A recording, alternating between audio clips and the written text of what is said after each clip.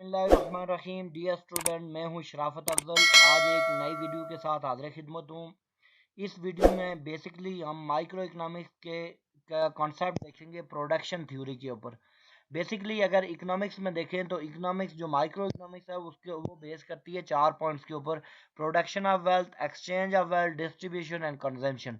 तो कंजम्पशन के अंदर हम देखते हैं कि ये जो कार्डिनल अप्रोच, आर्डिनल अप्रोच, जिसके थ्रू हम यूटिलिटी को मेजर करते हैं।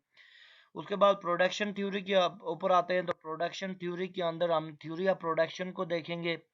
उसके बाद हम देखेंगे कि लॉ ऑफ वेरिएबल प्रोपोर्शन क्या होता है, यानी शॉर्ट रन और लॉन्ग रन प्रोडक्शन फंक्शन के ऊपर डिस्कस करेंगे। उसके बाद economics and economics of scale of production. तो आइए हम अपना लेक्चर स्टार्ट करते हैं प्रोडक्शन फंक्शन के ऊपर।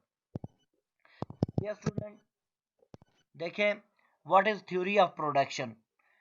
अगर हम देखें इन द वर्ड ऑफ फ्रॉगसन, इसकी जो डेफिनेशन है वो क्या कहता है: the theory of production consist of how the producer given the state of technology combine the various input to produce a defined amount of output in economically efficient manner.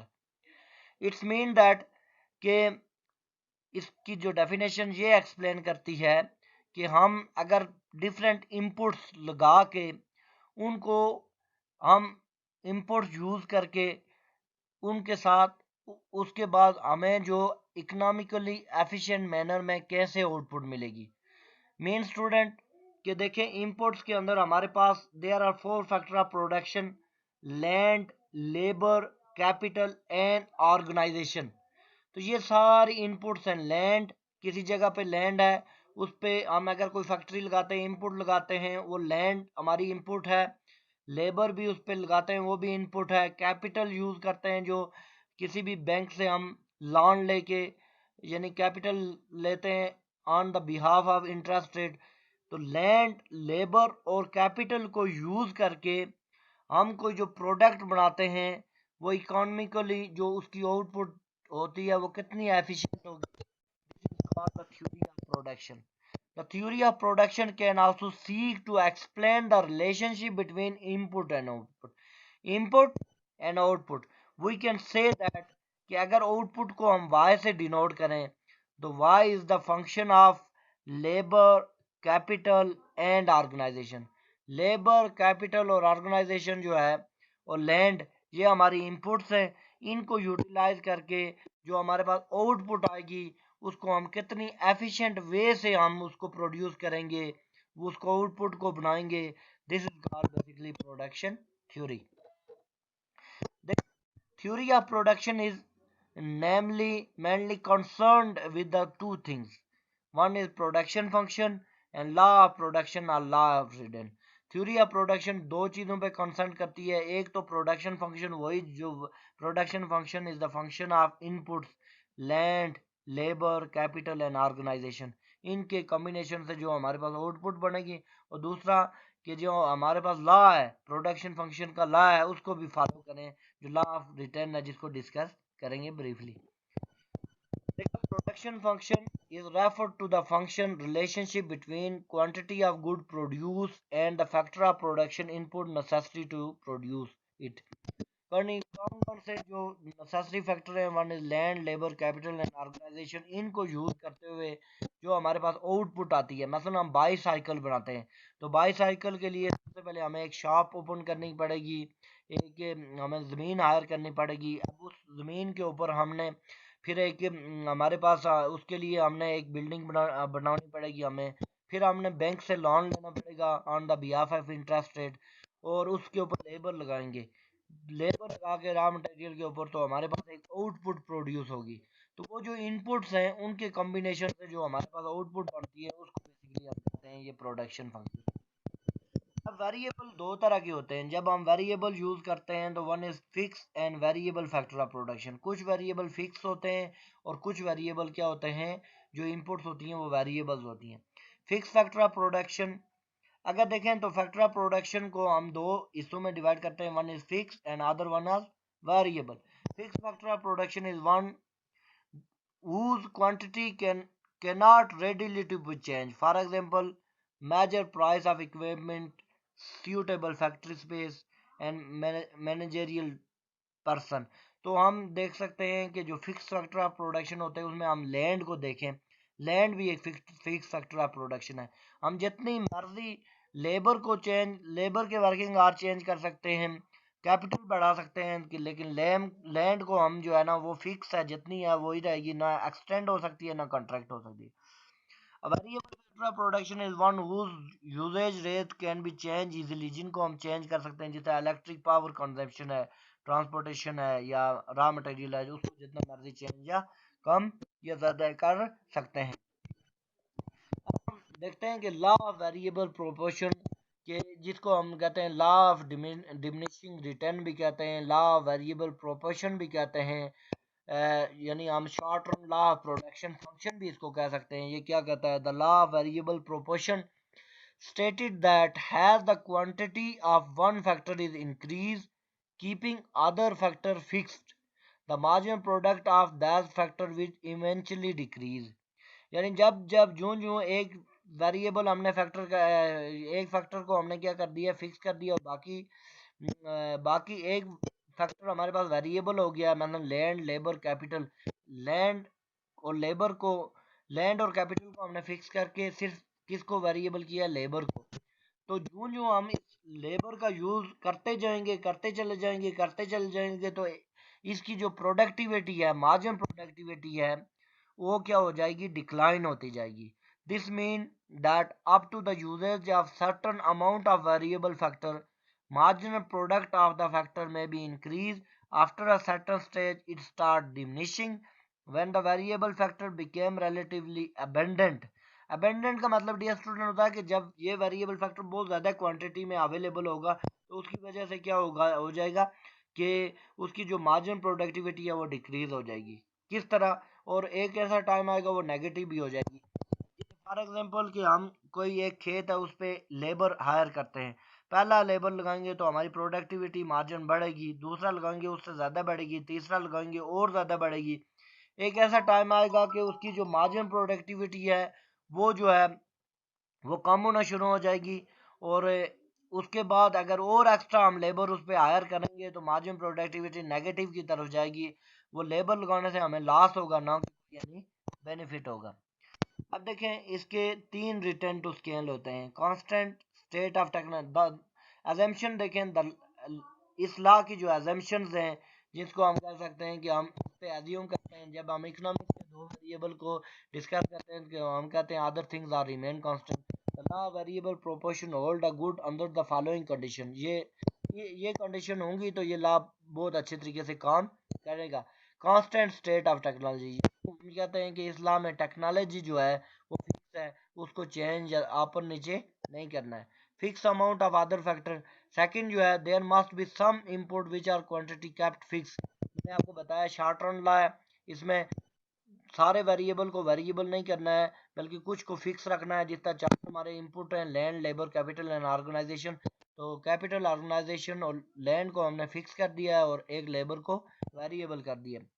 उसकी वजह से हमारे पास जो थर्ड है, in which various factor can be combined to produce output, यानी बहुत सारे inputs होंगे और उससे आउटपुट हमारे पास प्रोड्यूस होगी। अब देखिए इसको अगर ग्राफिकली हम एनालाइज करें इस लॉ को, illustrate the law of variable proportion is illustrated in the following table and figure।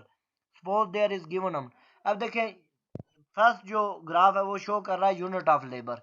Graph का पहला पार्ट 1 2 3 4 5 6 7 8, 8 हमने लेबर हायर कर दिए। तो पहला टोटल प्रोडक्टिविटी को देखें डियर स्टूडेंट, तो टोटल प्रोडक्टिविटी पहले 2 थी, पहला लेबर हायर करने से, फिर 6 हो गई, फिर 12 हो गई, 16 हो गई, 18 हो गई, फिर 18 14 एंड सो ऑन। तो मार्जिन प्रोडक्टिविटी क्या कर रही है? पहला लेबर जो है वो 2 यूनिट प्रोड्यूस कर रहा है तो उसकी मार्जिन प्रोडक्टिविटी 2 है। और मार्जिन प्रोडक्टिविटी को निकालने का तरीका ये है कि total productivity present minus total productivity past, उसको आपस में माइनस करेंगे तो हमारे पास मार्जिन आएगी। देखिए पहले यूनिट की प्रोडक्टिविटी 2 है, दूसरे यूनिट की टोटल प्रोडक्टिविटी 6 है, 2 माइनस करेंगे तो 4, तीसरे यूनिट की प्रोडक्टिविटी 12 है, 12 में से 6 माइनस करेंगे तो 6 आएगी। चौथा जो लेबर हायर किया प्रोडक्टिविटी टोटल 60 माइनस 4 आएगी। 5 लेबर की 18 में से 60 करेंगे 2, छठे की 18 है तो 18 में से 18 माइनस करेंगे 2, और फिर सातवां जो है लेबर हमने हायर किया, टोटल प्रोडक्टिविटी 14 होगी तो -4, 14 माइनस 18 -4 और इसका -6। तो ये हमारे पास बेसिकली कौन सी प्रोडक्टिविटी आ रही है, मार्जिनल प्रोडक्टिविटी। मार्जिनल प्रोडक्टिविटी हमारे पास डिमिनिशिंग है, यानी पहले वो इंक्रीज कर रही है, एक सर्टेन लेवल के बाद वो फिर 0 पे चली गई और फिर नेगेटिव हो गई।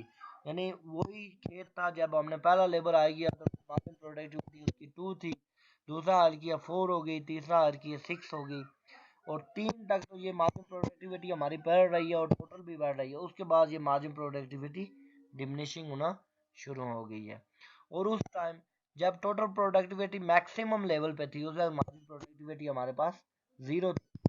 तो उसके बाद ये मार्जिन प्रोडक्टिविटी हमारी नेगेटिव की तरफ गई और टोटल प्रोडक्टिविटी डिक्लाइन हुई। इस तरह प्रोडक्टिविटी है, इसका जो फॉर्मूला है वो total productivity divided by unit of labour.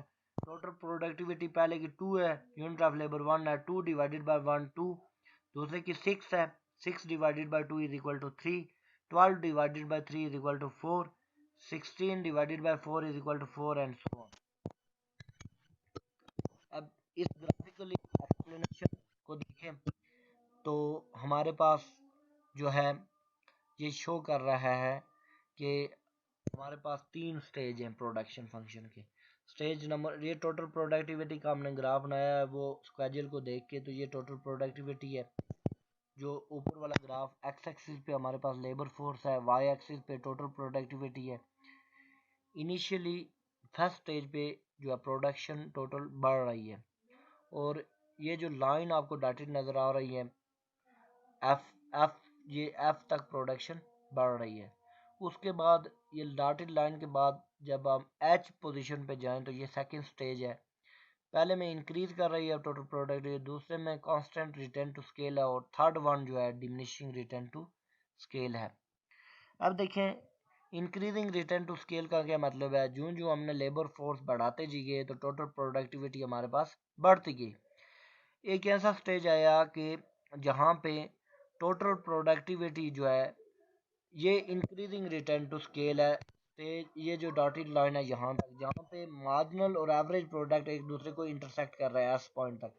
उसके बाद प्रोडक्टिविटी बढ़ रही है लेकिन डिमिनिशिंग स्केल के साथ, और ये एवरेज और मार्जिन प्रोडक्टिविटी डिक्रीज होना शुरू हो गई है।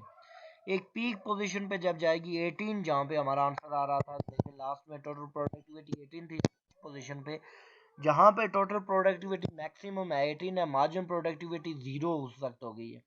और उसके बाद बिहाइंड दिस पॉइंट तो स्टेज 3 शुरू हो जाता है, जिसको हम ये कहते हैं कि ये स्टेज 3 जो है नेगेटिव रिटर्न टू स्केल है, और इसमें हमारे पास मार्जिन प्रोडक्टिविटी वो डाउनवर्ड हो रही है, और वो मार्जिन प्रोडक्टिविटी नेगेटिव हो गई है और टोटल प्रोडक्टिविटी भी डिक्लाइन कर गई है।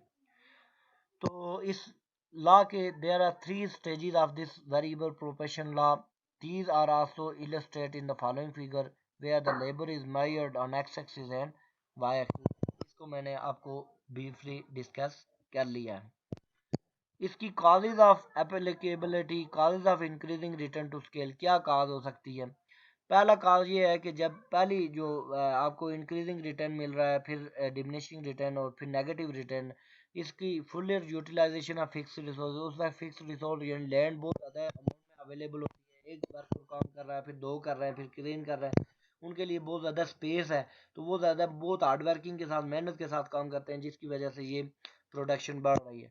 उसके बाद एफिशिएंसी ऑफ लेबर, क्योंकि पहला लेबर हमने हायर किया तो उसकी प्रैक्टिस बढ़ गई है, वो ज़्यादा इजीली नो हो गई है उसको इस काम की। दूसरा लेबर हायर करेंगे तो पहला उसको सिखाएगा, फिर तीसरा, ये तीनों मिलके एक कंबाइंड वर्क करेंगे, तो इसकी वजह से एफिशिएंसी बढ़ रही है। काजेज क्या है डिक्रीजिंग रिटर्न टू स्केल की। एक तो ये है fixity of the factor. Factor जो है मतलब लैंड एक फिक्स वेरिएबल है, उसमें गुंजाइश है 3 वर्कर की, 3 से ज़्यादा हम हायर कर रहे हैं तो उसकी वजह से प्रोडक्टिविटी इंक्रीज होने के बजाय क्या हो रही है, डिक्रीज हो रही है, क्योंकि उसमें हमें 3 बंदे ही चाहिए और हम मोर देन 3 वर्कर हायर कर रहे हैं। उसके बाद इनपरफेक्ट फैक्टर, सस्टेनेबिलिटी, ये भी एक फैक्टर है कि हमारे पास जो इम्परफेक्ट फैक्टर, सस्टेनेबिलिटी का मतलब है कि हमारे पास जो फैक्टर हैं वो परफेक्ट नहीं है। Factor of production of imperfect substitute of each other, more and more labour can not be continuously use in additional capital. यानी हम ज़्यादा से ज़्यादा लेबर लगा रहे हैं, कैपिटल लगा ही नहीं पा रहे हैं, तो इसकी वजह से applicability of the law variable, ये कहाँ कहाँ पे एप्लीकेबल है। Law variable proportion is applicable in all the field of production like agriculture, industrial. ये दोनों फील्ड में ये बहुत एप्लीकेबल लॉ है, अच्छा लॉ है। This law is applies to any field of production where some factor are fixed and other are variable. This reason that why is called the law of universal application. इसको हम universal भी कहते हैं, application to agriculture and application to industries. तो ये thank you so much for listening my video. I hope कि आपको ये वीडियो अच्छी लगी होगी। और अगर इससे मुताल्लिक कोई आपको कमेंट्स है, कोई डाउट है, यू कैन आस्क मी।